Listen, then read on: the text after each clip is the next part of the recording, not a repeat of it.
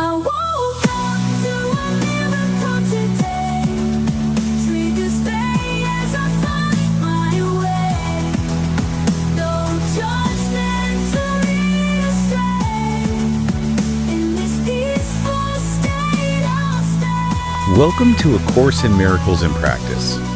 This exploration centers on Lesson 319, an idea that dramatically shifts the focus of our spiritual purpose. It really does. It takes it from something abstract, something far off. And puts it right here in the immediate moment. That is the power of this lesson. It gives us a definition of purpose so vast, the salvation of the world, but then it grounds it entirely in the smallest details of our daily interactions. We are looking at how this singular lesson provides a workable perceptual correction that is designed to reshape every single interaction you have. The Course is so clear on this point. Your mindset shapes every encounter.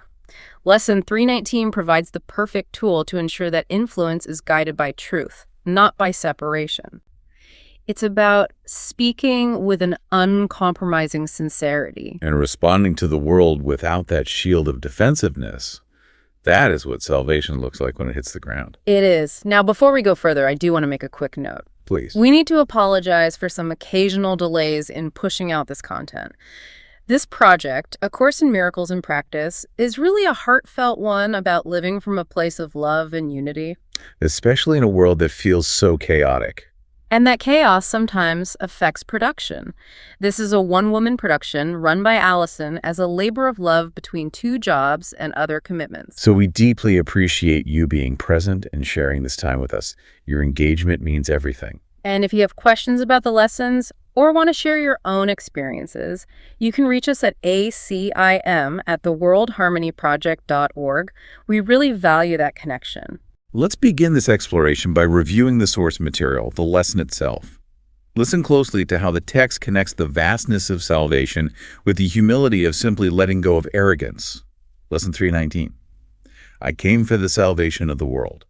Here is a thought from which all arrogance has been removed, and only truth remains. For arrogance opposes truth. But when there is no arrogance, the truth will come immediately and fill the space the ego left unoccupied by lies. Only the ego can be limited, and therefore it must seek for aims which are curtailed and limiting. The ego thinks that what one gains, totality must lose, and yet it is the will of God. I learned that what one gains is given unto all.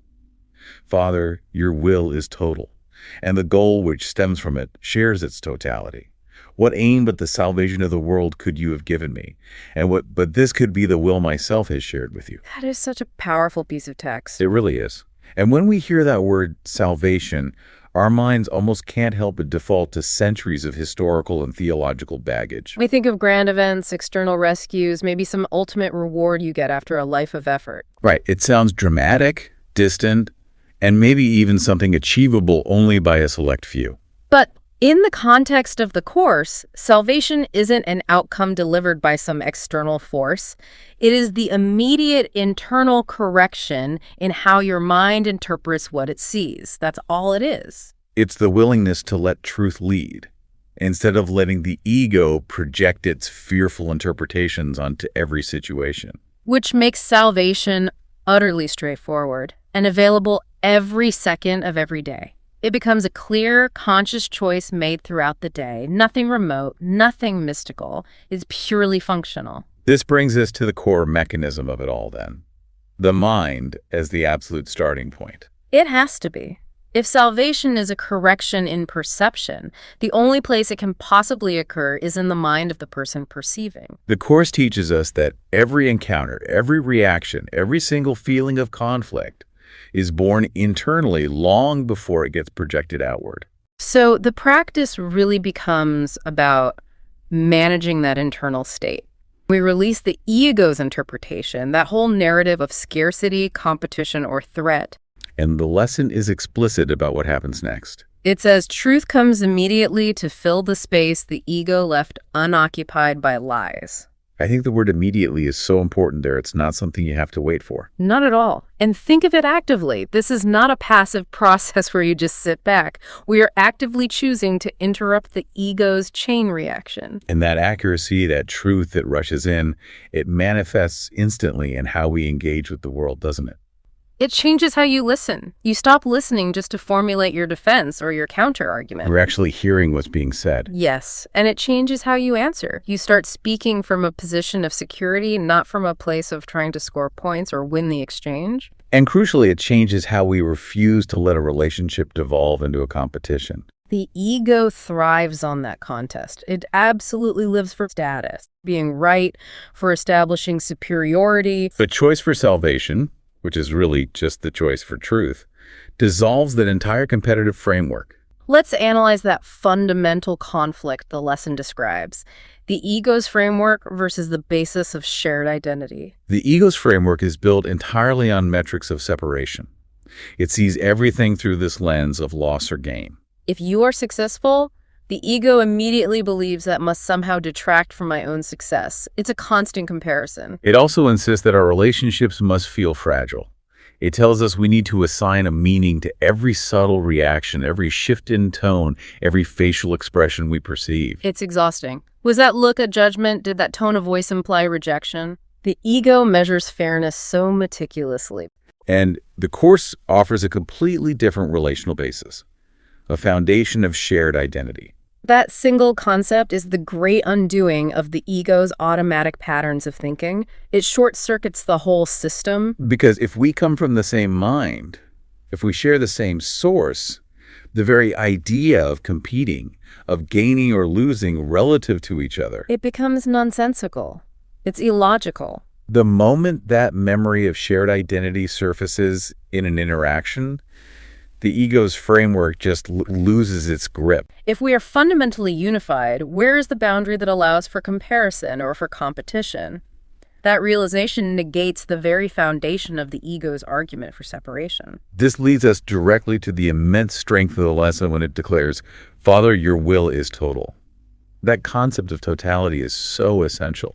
It is because the ego insists on limits. It believes in the zero-sum game.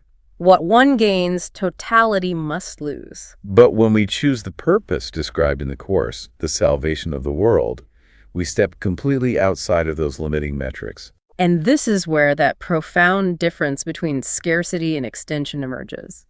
The ego says, if I give you truth or peace or understanding, then I have less for myself. But the Course teaches that truth extends. It's not a finite resource. Exactly. It cannot be divided, diluted, or diminished by being shared. What one gains in terms of insight, peace, clarity, or that recognition of identity is automatically given unto all. It's a universal principle of extension, not allocation. This has such an immediate practical impact in any dialogue. When you internalize the idea that truth extends, you stop treating conversation as a battleground. You can respond without defending yourself because there is no separate self to protect from loss. You're no longer seeking an advantage or crafting some cutting comeback because the entire goal, the entire will is shared. Your purpose is not to win the moment. It's to recognize the unity of the shared mind. Let's zoom in on the specific definition of arrogance that's given in the text. This is a really important reframing. Conventionally, we think of arrogance as vanity, bravado, or excessive pride. But in Course terms, arrogance is simply the belief that the ego's interpretation is correct. That's it. That's it. It's the certainty that your subjective, fear-based, separate view of an event is the objective truth of that event. So when you hold on to that arrogance, that certainty that you are right and separate, you completely block truth. The lesson teaches that when arrogance is removed, truth comes immediately. And this is what drives the shift from an internal change to an external effect. Salvation is an inner recognition, but that recognition fundamentally alters how you meet the world. The removal of the sense of separation fuels all conflict. Yes. When we remember our shared identity, the ego's invitation to take anything personally is instantaneously refused. The emotional noise around the words, the perceived malice, the slight, the judgment quiets down dramatically. You still hear the words, but you are not defined or threatened by the intent the ego tries to assign to them. You respond from a calmer mind. Because you're not treating the interaction as a threat to your existence or your worth. The ego's foothold is lost. And the response you deliver carries presence, honesty, and clarity, precisely because it is unburdened by fear. This is the salvation this lesson describes, a continuous correction of interpretation. And this choice, this willingness, is the only real requirement. The Course is highly realistic about this. It doesn't demand perfection. He fully understands that the ego reacts quickly, out of pure habit. What is demanded is just the willingness to choose again. The expectation is simply that you will catch yourself reacting from separation, and then consciously make a different choice. And this process, repeated thousands of times, keeps the mind habitually aligned with reality.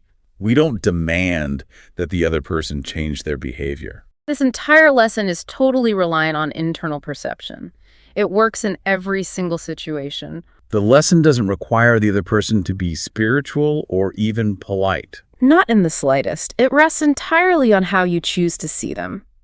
When your perception aligns with the truth of your shared identity, the interaction itself is transformed, even if the spoken words sound familiar. This reliance on perception leads perfectly into a practical challenge we received from a listener. This scenario forces us to take these grand concepts of totality and shared identity and apply them to the often sticky and frustrating dynamics of passive-aggressive conflict. The listener shared this scenario. There is someone in my life who makes snide remarks about the way I do things. She treats my choices as if they are unreasonable, and she gives a lot of advice I never asked for. When I take a different approach, she comments loudly about how her way makes more sense. She keeps a friendly expression while doing all this. What does salvation look like in a situation like this? This is such a classic challenge. It's the polite surface masking an underlying judgment, an interaction designed to destabilize you by mixing that veiled hostility with social acceptability. The immediate ego-based reaction is to defend yourself, to counterattack, or maybe just retreat in frustration. Of course, that's the programming. But the Course steps in here and demands a radical shift. Salvation in this conflict means shifting the focus entirely away from analyzing or trying to fix the other person's behavior. And instead, focusing with laser-like precision on how you understand the relationship and your own identity within it. So salvation starts by using that core idea. Both of you come from the same mind. That statement, when you really internalize it, acts as a bedrock of stability. Her remarks, no matter how pointed they are, cannot change that underlying reality. She can comment loudly, she can treat your choices as unreasonable, but those comments hold zero authority over your actual worth. Your inherent value is completely unchanged, regardless of the role she tries to assign to you. The wrong one, the foolish one, the one in need of advice. And the reason this recognition matters so much is because the ego desperately wants to frame this interaction as two separate selves competing for superiority. Your ego hears the remark and interprets it as a genuine threat to your status. Salvation removes that framing entirely. The sting of the snide remark loses its potency. You aren't invested in the contest anymore. Because you are not trying to protect a fragile image or punish the other person for their judgment, you can answer without defense. You speak with integrity. And integrity here means being whole, unified, and honest about your decision, rather than fragmented by anger or insecurity. The ego has nowhere to push because you have refused to treat the moment as a contest. If there is no competition, there can be no winner or loser. It allows you to speak plainly about your preference or decision without hostility, without anger, and without feeling the need to justify yourself. This is salvation in this context. It is choosing truth, the reality of shared identity and secure worth, and allowing the moment to settle around that choice.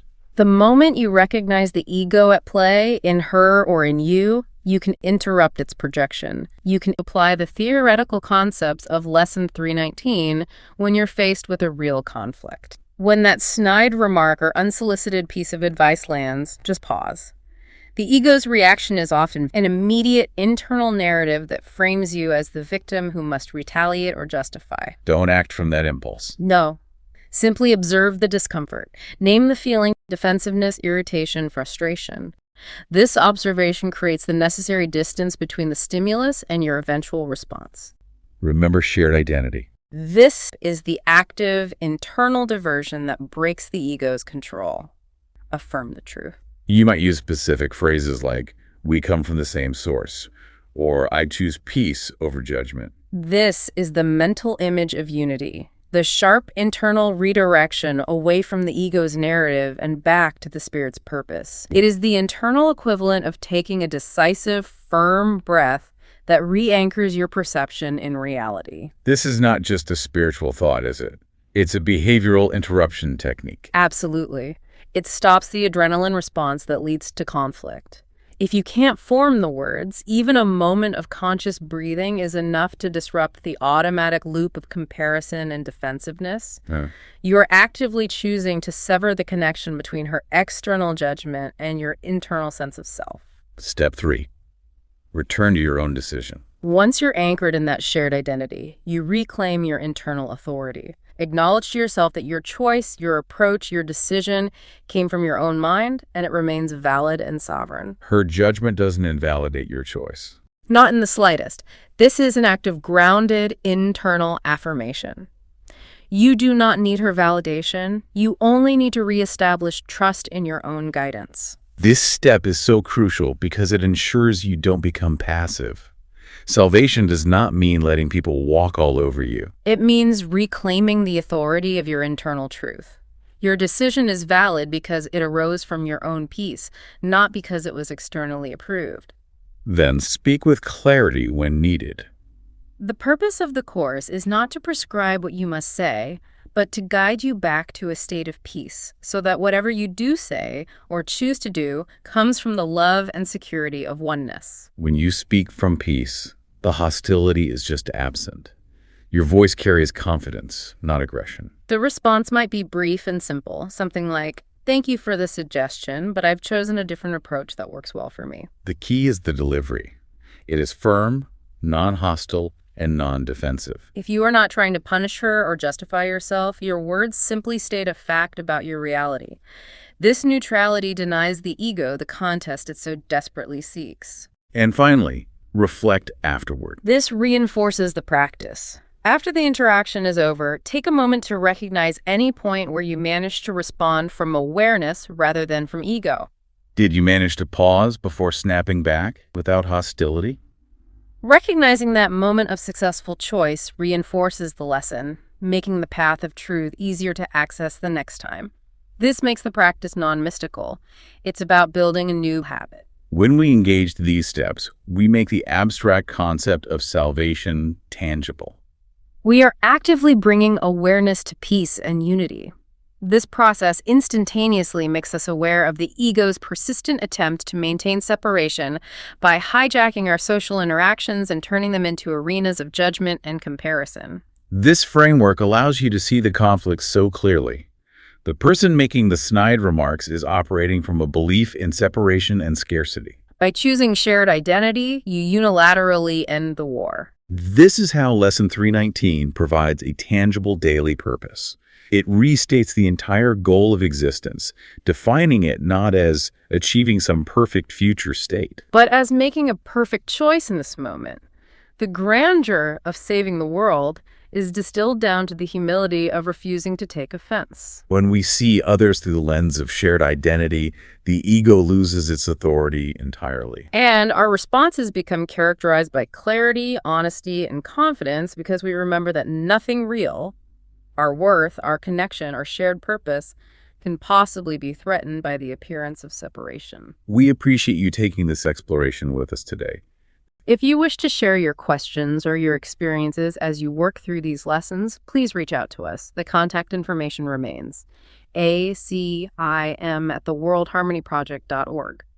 Your insights are so valuable to this ongoing journey. This project, A Course in Miracles in Practice, is a labor of love dedicated to translating these profound concepts into a practical life.